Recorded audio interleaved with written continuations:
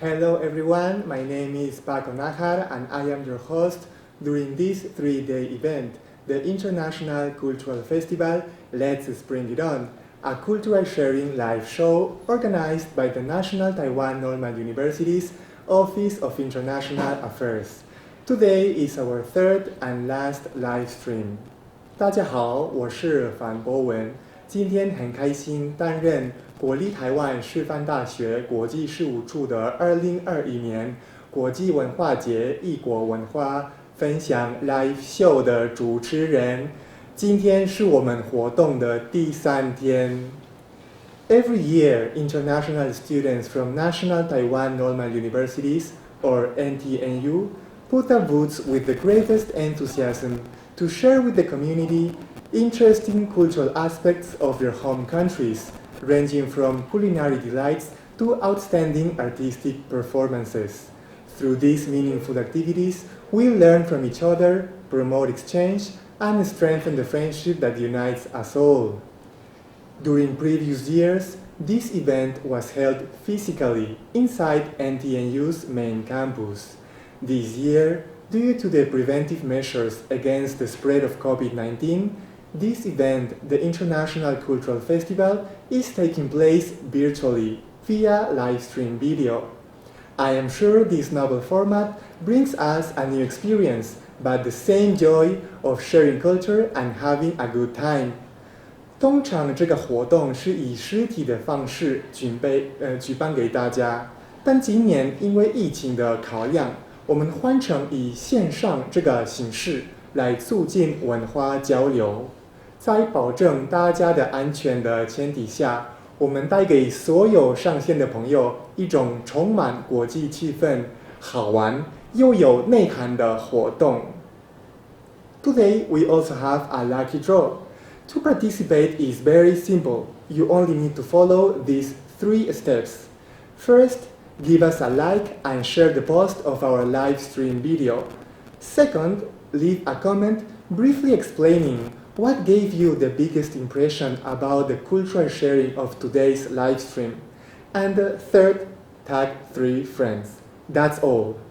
今天我们也有抽奖活动，参加很简单，只要完成以下3个步骤就可以了。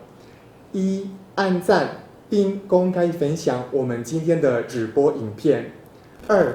在直播贴文下留言说我们今天直播印象最深刻的内容。最后3. 标注你3位朋友就可以了。Just please remember to complete these 3 steps before 2 p.m. of today.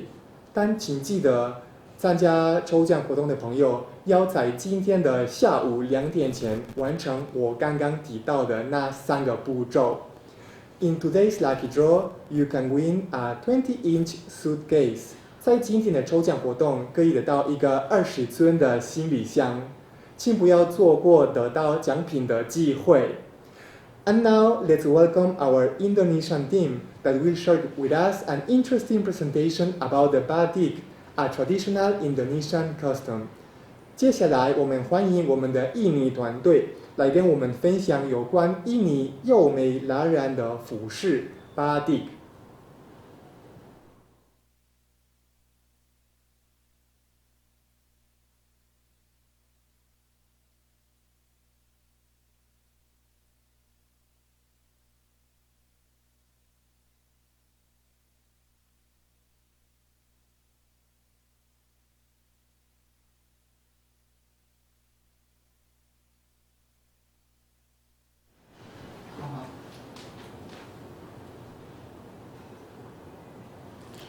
Hello, 大家好. We are from Indonesian team. I'm Elok from Department of Geography, and today I'm together with my friends. Please introduce yourself. Hi, my name is Magdalena and I'm from Graduate Institute of Mass Communication. And you? And I'm Rika. I'm from Graduate Institute of Translation and Interpretation. Oh, by the way, guys, both of you are so gorgeous with clothes that you are wearing right now. Oh my god, thank you. You're so gorgeous also. Thank you. You use batik, right? Yes, you're right. And you?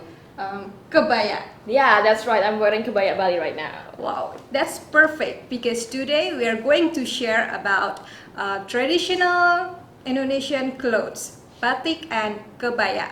So Rika, could you share about batik, why it is called batik, and what process to make a batik? Okay, thank you, Alok. So today I'm going to share with all of you about the process of batik itself and what batik actually is. So let's take a look at the screen. Okay, 我们一起看一下投影片。Okay, the word batik itself is actually coming from Javanese word. So Javanese is one of the dialect in Indonesia. It is originated from a Java island, one of the famous and biggest island, one of the 5 biggest islands in Indonesia. So the word batik itself means to write and then to connect points or dots. So the word batik means to connect and writing points. So let's see the next slide. 我们看一下下一个投影片。Wow, this is quite interesting. Yeah, you're right. On the upper right side, you could see that it is a process of drawing batik. So in the past, the people, they will use a white cloth and then they will draw it on the white cloth. And in the past, it is usually done by a female batik maker. So most of the batik maker in the past are females. But these days, they have invented a new way of making batik. So they've created a stamp. So they'll put the stamp on the wax and then they'll stamp it on the white cloth. So it'll become a batik fabric. Oh, that's why written batik is more expensive than stamp batik because written batik usually Take need, like a lot of time. yes, a lot of time, a lot of effort, but it's full of art, right? Yeah, that's very true. So in the past, batik will take like months. Even for today, if you want to buy written batik, it will take a lot of time. You have to wait, and it's very, very expensive. But it's very artistic, of Yes. course. And how they put the color? How do they put the color? So the process of batik making is actually they'll put the wax on the white cloth and then they're going to dye the white cloth in the colors. Today most of them are using artificial colors. So for example, the part that is covered with the wax, it will remain white, just like the one that you could see on the picture. On the brown and on the green color, you could see that there is some white part. So that part is actually covered with the wax.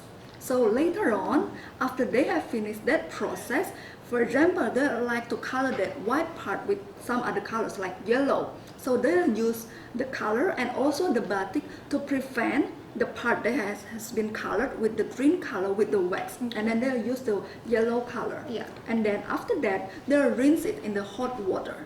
So after they rinse the hot water, they will rinse off the wax. Oh, nice. And you can see on the screen, some batik have a bright color. Yeah, that's true. That's true. And some of them have a darker color. Could you tell about the difference between them? Yeah, as we could see on the screen that there are many types of colors of batik. So in the past, the people will use some natural dye. So it is from the plants. It's just like what me and Alok are wearing. So it's mostly brown, it's mostly dark yellow. But today, it is a lot of artificial colors, and actually it is also influenced by the coastal culture of the Java Island, especially the northern coast of Java Island. So there are a lot of colors. Okay, so we have two kind of batik, right? Traditional batik you're right. and coastal batik. Yes, so we have two types of batik actually. We have traditional batik and coastal batik. As you could see on the screen, the one on the left side is traditional batik. I think it's a pattern that you will commonly see when you visit Indonesia. Yeah, mostly Indonesian use this, right? Yeah, so come and visit Indonesia. And then on the right side, it is one of the example of the coastal batik. Could you see some pictures on the right side? What could you see? It's like lion, There's lion and dragon, then dragon, and then what else? and also there's a phoenix, right? Phoenix. And what about the colors? Red. They are red. So the coastal batik here, the one that we saw you here, is the one that is strongly influenced by the Chinese culture. So the people in the coastal area at that time, because there are many traders, whether it's from China, from Arabic countries, or from European countries, so they are strongly influenced with their interaction with the foreign people. So at that time, they also create batik. They are strongly influenced by the foreign culture, just like what you could see on the slide. Well, how about the traditional batik? Where does it come from, or Okay, so when we are talking about traditional batik, because there are philosophy in the traditional batik. What is so, that? Yeah, so that's what we are going to talk about. So when you go visit Indonesia, maybe you will see some pattern which is very commonly found, and it is usually a pattern of traditional batik. So today we are going to share with you. So we are going to the next slide. It's called parang rusak. Okay, so parang rusak itself, what could you see when you see this pattern? What does it look like? You go first. it's like bone? It's like bone. Okay, what about you, Magda? Knife. Knife. Okay, that's very true. So parang rusak is actually, it is inspired by a wave that is keep hitting the reef. Maybe Alok, as a geography student, could you tell us what will happen to a reef when it is hit by a wave for a long Okay. period of time? Yeah, actually, a reef is very strong, very massive rock. But because when it is continuously hit by wave, the wave can modify, even the reef can broken. So what is the relationship between the meaning with parang rusak? Yeah, very good. So what we can learn is that we as a human being, we have to live like the wave. So we have to keep struggle. As long as we keep struggle, we'll accomplish what we hope for. Very nice. Keep fighting and never give up. Sure. Okay, Magda, could you tell me the meaning of parang in Indonesian? Maybe knife, sword, something like that. Yes, sword. That's very true. So the parang itself, the meaning of this word means sword. So actually, when you are wearing this, please, you could wear it to the graduation ceremony. Yeah, because in Japanese philosophy, the parang itself, the sword itself, means that you have a sharper brain. But when you attend a wedding ceremony, please don't wear this kind of pattern. Okay, we are not hoping that there are sword sure. in somebody's marriage. All right. Well, next pattern. The next one is Sido Mukti. Sido Mukti actually in Japanese it means to be better. So when you look at this pattern, what could you see? Butterfly. Yeah, there are butterfly, and then And after that, dragonfly. It's very true. So the Sido Mukti contains of several ornaments in life. So it means that they hope that the people who are wearing this, they are going to have a better life. So it is usually given as a gift in a wedding ceremony. Yeah. Even the groom also use Sido Mukti batik, right? Yes, you are Okay. very right. Okay, next. The next one is what we know as truntung. I think most of the female. Wait a love to moment, wear. you're wearing truntung Yes. pattern right now. Could you guess the meaning of truntung? It's like flower. It's like star. flower. Yeah, it's like flowers. Okay. So actually, truntung is inspired by the sparkling stars. There's a long story behind this pattern, but I'll just make it short. So the truntung itself means that we are hoping the wearer of this cloth is going to have a blossoming love. Oh, so you're falling in love right now. Not yet, but I'm hoping. Yeah, that because your I'm shirt is red right now, so Yeah. you must be blossoming right Thank you so much. Well, let's go to the coastal batik. Yeah, after talking about traditional batik, we are going to share about the coastal batik. So as you could see on the screen, there are a lot of colors of coastal batik. So coastal batik is actually inspired by a number of foreign cultures. Yeah, as you could see that there are some flowers that is usually found in European cultures, and also like a birds that is usually found in Chinese culture. So the coastal batik is richer in terms of pattern because they are not bound with any philosophy. So the maker of the coastal batik, they are more free to express their feeling, to express their opinion.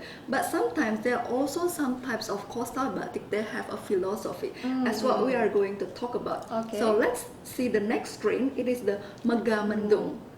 Okay, Alok, could you guess what could you see when you look at this picture?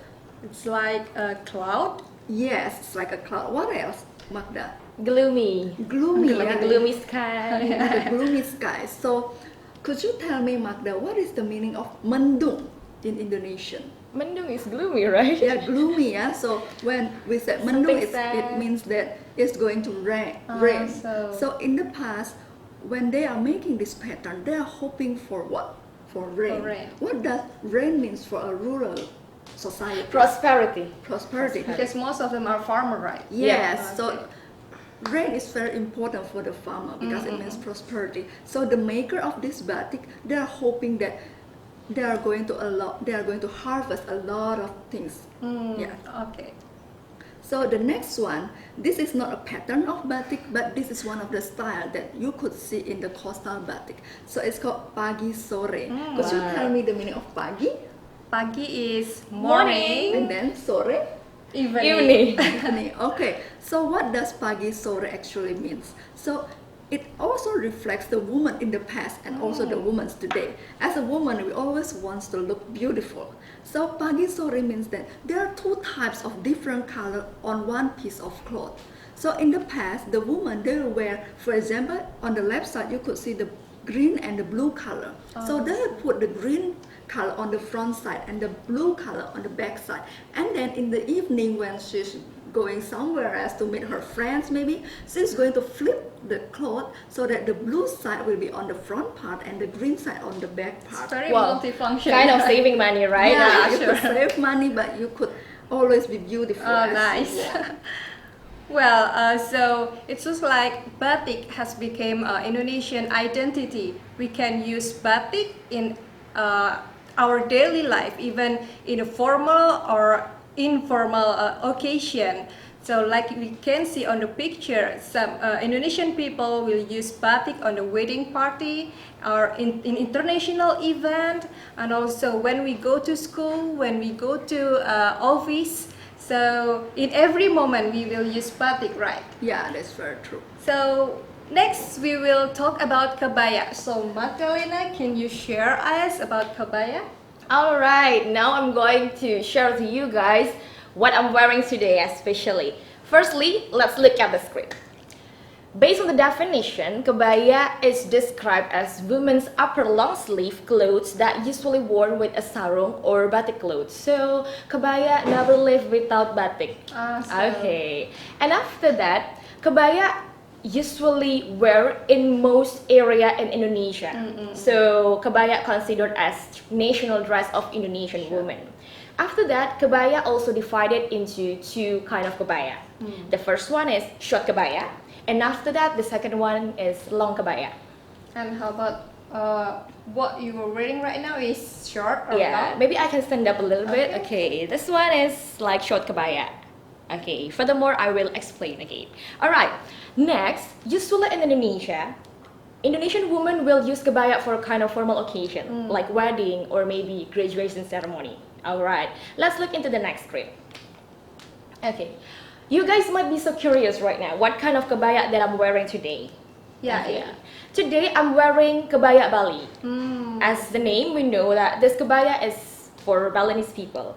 But what makes Balinese kebaya different than the other kebaya? Actually, for Balinese, they are not use kebaya just for formal occasion. They usually use kebaya as daily lifestyle. So in Balinese, it is so common if you guys wear kebaya to go to the office and after that to go to school.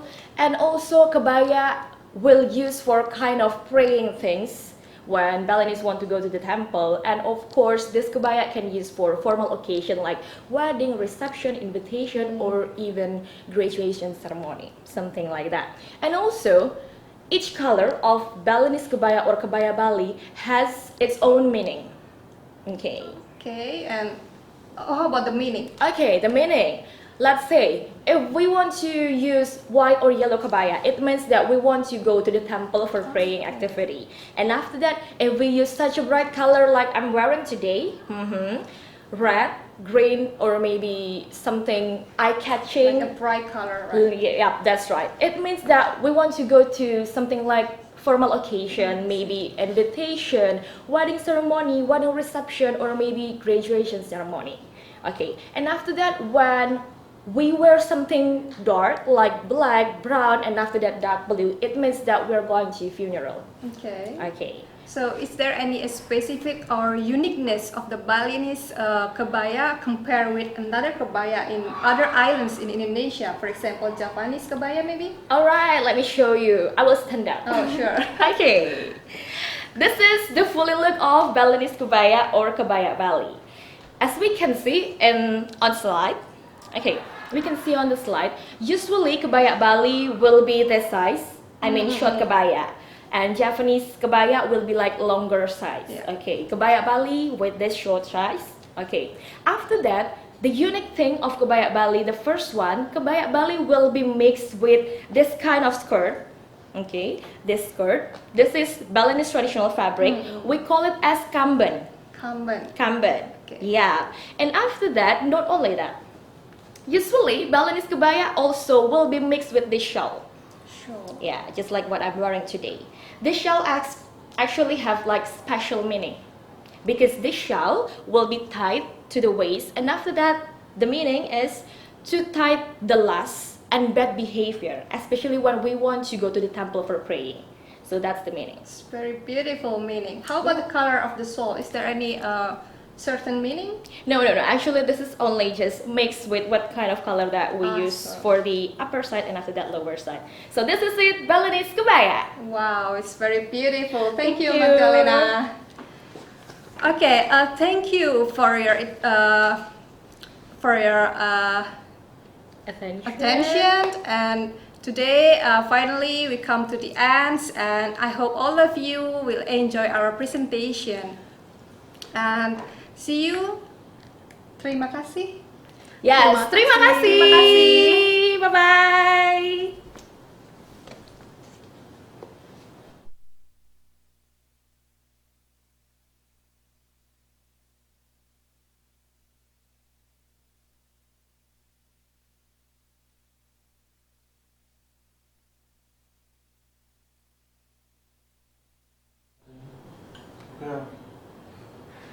Thank you to our Indonesian team for giving us this interesting explanation about the batik and kabaya.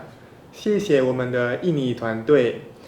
Today we learned about the techniques used to dye the fabrics and the designs and patterns that are drawn into this piece of clothing, the batik. And these patterns have different meanings. For example, it can mean prosperity, it can mean keep being diligent, it can mean love or harmony. And also we learn about the kabaya and in which occasions Indonesian people wear this traditional garment. 今天我们学到了有关印尼的传统服装 batik， 它的制作的过程，以及布上面的图案，以及设计的不同内涵，比如要继续努力、爱情、和谐或是繁荣。最后还了解到印尼人在怎么样的场合穿 kabaya 这个传统的服装。One kindly reminder, please don't forget to complete the steps to participate in today's lucky draw. 请不要忘记完成我提到的那3个步骤，参加我们的抽奖活动。And this is the end of our last live stream. Thank you all for following this series of cultural sharing live videos organized by the National Taiwan Normal University's Office of International Affairs. My name is Paco Nahar, and it was a pleasure to be your host. Until next time.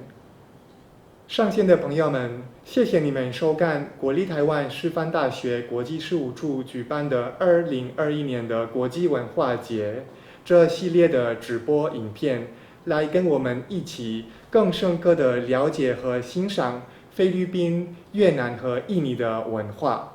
我是范博文，我们下次再见，拜拜。